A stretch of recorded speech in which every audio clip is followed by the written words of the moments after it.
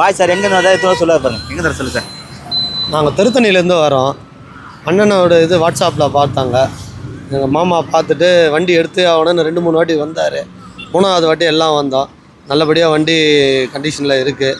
கொடுத்த ஒரு ரேட்டுக்கும் நல்லபடியாக மனசு திருப்தியாக இருக்குது. இன்றைக்கி வண்டி டெலிவரி எடுத்துகிட்டு நாங்கள் வந்திருக்கோம்.